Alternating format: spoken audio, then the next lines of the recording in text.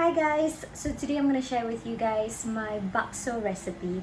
I love this recipe so much. It's one of my ultimate comfort food, especially when I'm feeling a little bit under the weather. And it takes a bit of time to make, but it's totally worth it. So today I'll be sharing with you guys how to make the bakso ball itself, the meatballs, and the broth and the condiments. So let's start. So I started by boiling the beef bones for about an hour and a half, and I'm using a kilo of beef bones, and I skimmed the scum for about 25 times, so you don't want any of those dirty looking froth at the top. So now I'm making my bakso meatballs, and I'm using my Thermomix for this because it's easier. I can just chuck everything in. But if you guys don't have Thermomix, it's okay. You can use minced beef and just mix everything in a food processor. So for this recipe, I am using a kilo of beef, and this is tenderloin that I've cubed. And I left some of the fats on because I want a little bit of texture. 2 eggs is the binding agent. I'm also using tapioca flour for the binding agent and some cornstarch. For flavor, I'm using some garlic, spring onion, and green chili padi. If you're making this for children, you don't have to use the bird's eye chili or chili padi. A little bit of pepper and salt. Super easy. So we're gonna start now. Okay, I'm gonna start with the spices first. So I'm gonna add the garlic, the daun bawang, and the chili padi. Okay, we're gonna chop this for 10 seconds at speed 10. Okay, just gonna scrape the sides and just do another 3 seconds. And we're gonna add the beef. Okay, for the beef, we're gonna do 30 seconds, speed 10 as well. So I added 20 more seconds.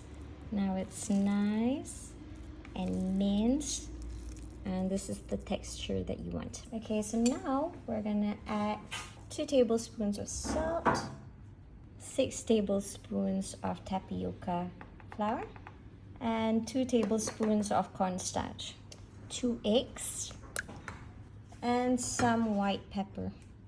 Now we're gonna use the dough function to knead it for 5 minutes. There we go.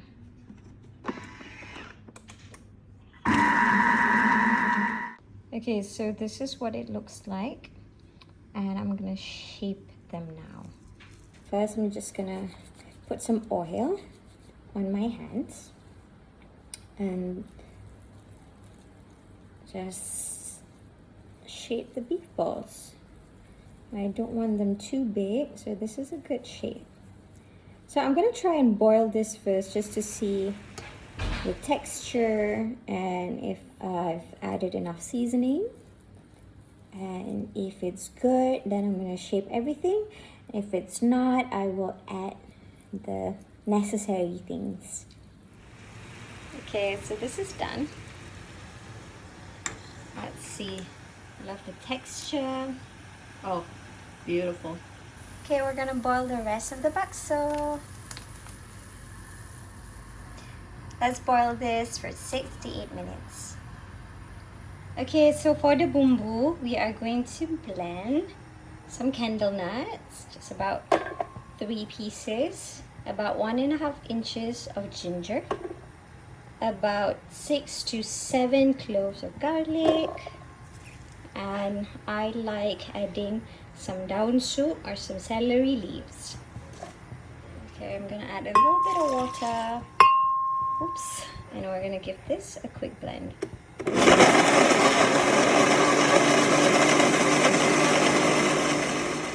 So I've heated some oil, and now I'm gonna blend our sauteed ingredients.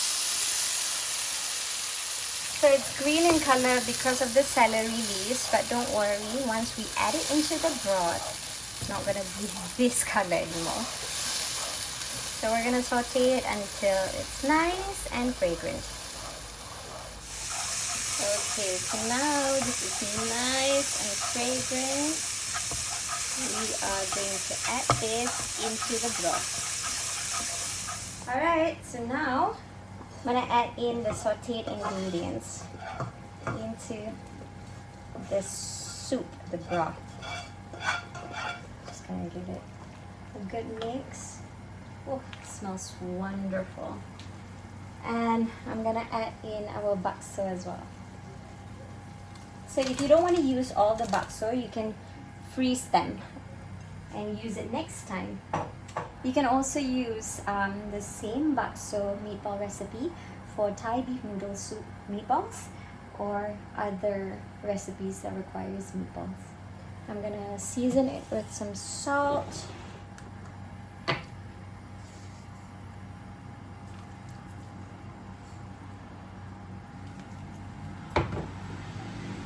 Some white pepper.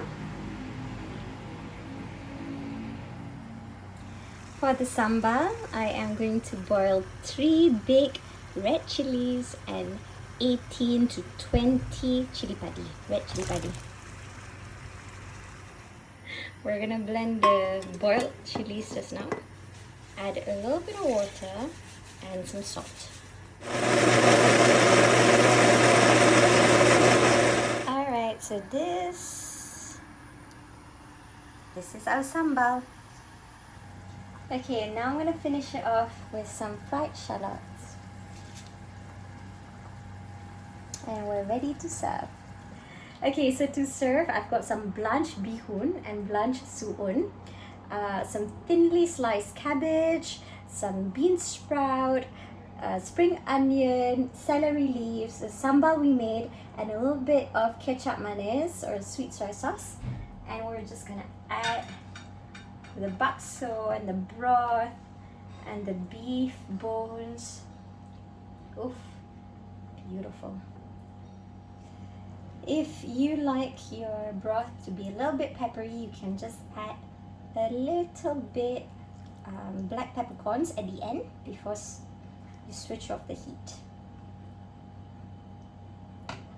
Alright, so this is my bakso. I almost forgot. Serve it with a wedge of lime. So this is my homemade bakso. Make sure you try this recipe, and when you do, share your pictures and videos with me. Jemput makan, guys.